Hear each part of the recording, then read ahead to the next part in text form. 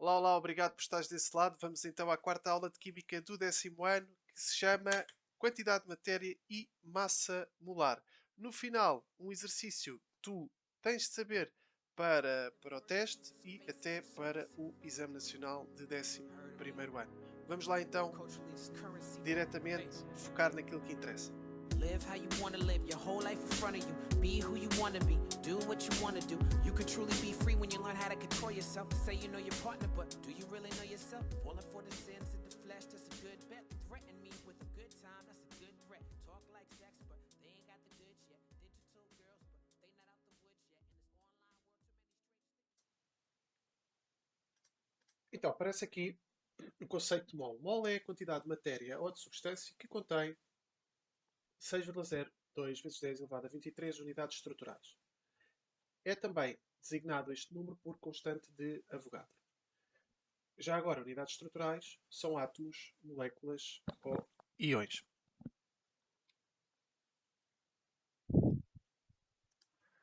Em relação a esta matéria, o que é importante que tu saibas? Muitas vezes, normalmente nos exercícios, o que aparece é o número de moles.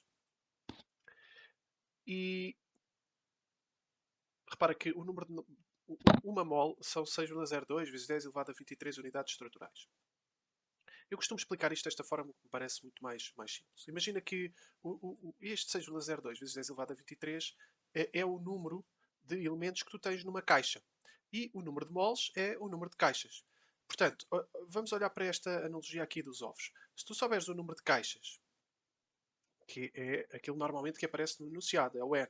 Se tu souberes o número de ovos que existe por cada caixa, e isso tu sabes que cada caixa tem, neste caso, entre aspas, 6,02 vezes 10 elevado a 23 unidades. Então tu és capaz de determinar o número de ovos que é representado pelo número n. Normalmente este número n é o número de unidades estruturais ou o número de entidades. Okay? Então espero que tenha ficado clara então, esta expressão aqui, n igual a n vezes na, que te permite saber o número de unidades estruturais, sabendo aquilo que normalmente dão no enunciado, que é o número de moles.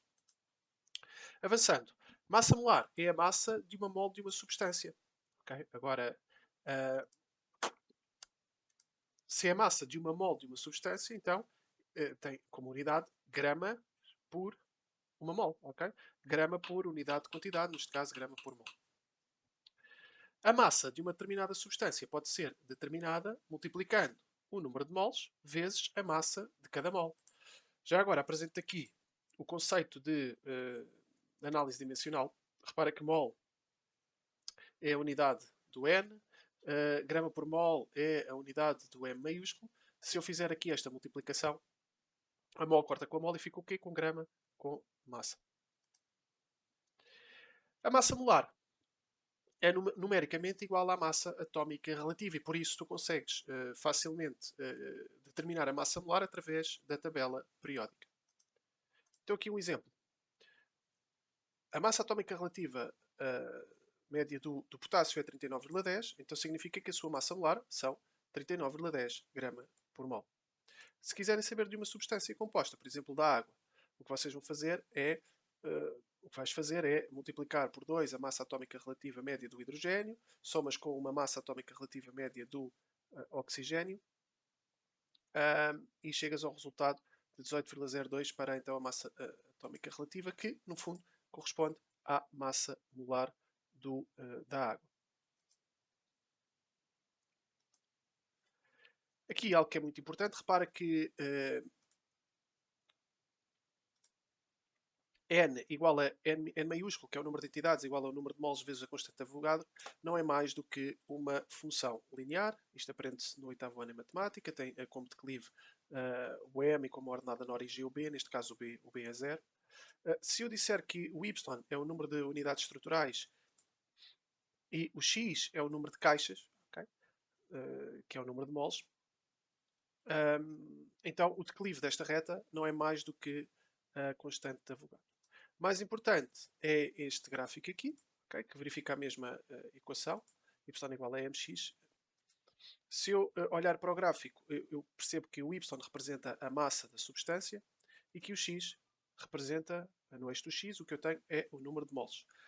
repara que o declive desta reta não é mais do que a massa molar. Então, às vezes, há exercícios onde, ou pode aparecer um exercício no teste, isso já aconteceu, em que a massa, dão-vos este gráfico, ou dão-te este gráfico, o professor ou a professora dá-te este gráfico, e tu, para resolver este determinado exercício, precisavas de vir identificar este gráfico o que era a massa molar, que no fundo não era mais do que o declive desta reta, e isso tu conseguias calcular, o declive de uma reta. Através da expressão y2 menos y1 sobre x2 menos x1, mas pronto, não vou entrar agora por aí.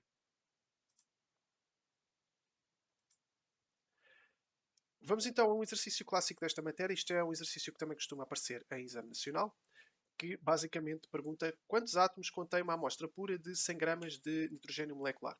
Então, N2 é uma molécula que é constituída por 2 átomos de hidrogênio. Então o que eu quero é o N, é o número de unidades estruturais. E eu sei que posso obter o N multiplicando portanto, fazendo o produto do número de moles pela constante de Avogadro. Já tinha visto, é uma das equações que apareceu num slide anterior. Agora, o que é que eu te queria dizer? Normalmente quando te pedem alguma coisa, vamos chamar essa coisa uma incógnita, o que se faz é escrever uma equação onde essa incógnita apareça. Então eu começo por aí, ok? Começo por escrever uma equação onde aparece essa incógnita. E esta é até agora a única que tu conheces. É a única equação que tem a incógnita, aquilo que nós pretendemos calcular. Mas repara que o que nós temos aqui é uma equação com duas incógnitas, porque eu também não sei o n minúsculo. Okay? O que nos estão a pedir é o número de entidades ou o número de unidades estruturais, no caso o número de átomos.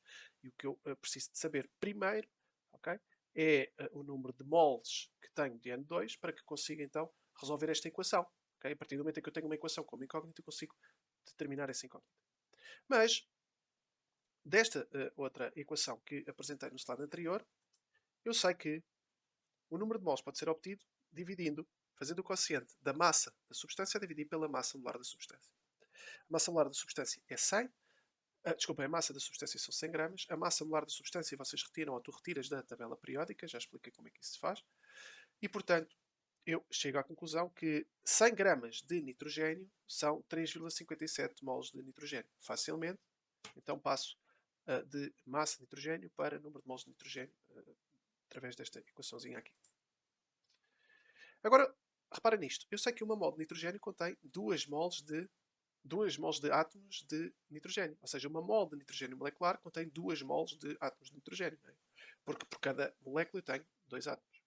Então 3,57 moles de nitrogênio molecular X e determino então a quantidade de átomos de nitrogênio, que são 7,14 moles. Já posso agora voltar então aqui à primeira equação, porque neste momento eu tenho uma equação com uma incógnita que é o número de átomos de nitrogênio, substituindo, portanto 7,14 moles vezes o número de Avogadro, 6 vezes 0,2 vezes 10 elevado a 23, concluo então que o número de unidades estruturais, neste caso o número de átomos de nitrogênio, é 4,30 vezes 10 elevado a 24. Ok, então por hoje é isto. Fica aqui o essencial, aquilo que tu tens que saber fazer de certeza que isto vai aparecer no teu teste, um exercício parecido a este. É claro que não há de ser igual. Podes ter alguma sorte e apareça um igual. Não te esqueças de estar atento, porque passamos agora para as próximas aulas. No caso, é a unidade de energia dos eletrões nos átomos. Fica atento e vai vendo o canal. Muito obrigado e até breve. Come follow me.